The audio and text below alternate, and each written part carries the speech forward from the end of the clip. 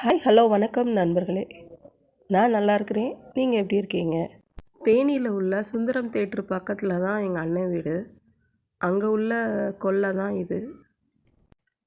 என்னடா இவ ஒரு குப்பைக்குள்ளே போய் நின்றுட்டு வீடியோ எடுத்துகிட்ருக்காளே அப்படின்னு பார்க்குறீங்களா? இந்த குப்பைக்கு நடுவில், இவ்வளோ செடிகளுக்கு நடுவில் ஒரு அதிசயமாக ஒரு ரோசாப்பூ செடி தான். எவ்வளோ அழகாக பூத்து கொழுந்துருக்கு பாருங்கள். யாருமே அந்த ரோஸை பறிக்கிறதே இல்லைங்க.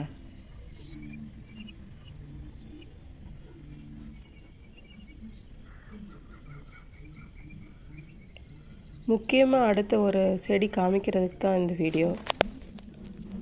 இது என்னன்னு உங்களுக்கு தெரியுதா? இதுதான் ட்ராகன் ஃப்ரூட். ஃபுல்லாக செடி வச்சுருக்காங்க, இன்னும் வளரல. இது என்ன செடின்னு எனக்கே தெரியல ஃப்ரெண்ட்ஸ். தெரிஞ்சால் கமெண்ட்டில் சொல்லுங்கள்.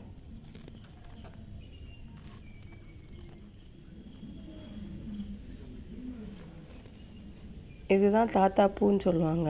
எங்கள் ஊர் சைடெலாம் தாத்தா பூன்னு சொல்லுவாங்க. அவங்க ஊர் சைடில் என்ன சொல்லுவாங்கன்னு கமெண்ட் பண்ணுங்கள் ஃப்ரெண்ட்ஸ். இந்த செடிகளுக்கு நடுவில் ஒரு சப்போட்டா மரம். அந்த சப்போட்டா மரம் விரிஞ்சு அகந்து வளர்ந்து நிற்கிது. நிறையா சப்போட்டா காய் தான் இருக்குது, பழமே ஆகலை. இன்னும் பழம் ஆகிறதுக்கு இன்னும் 10 நாள் ஆகும்னு சொன்னாங்க.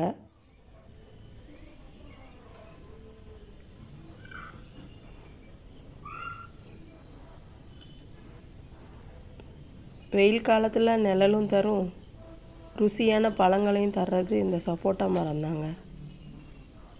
வளைச்சி என்னால் சப்போட்டா பழத்தை வீடியோ எடுக்க தான் முடிஞ்சதே தவிர பறிக்க முடியல.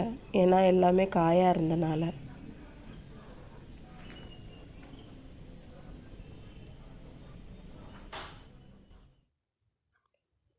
இது ரோஸ் செடி இப்போ தான் வச்சுருக்குறாங்க.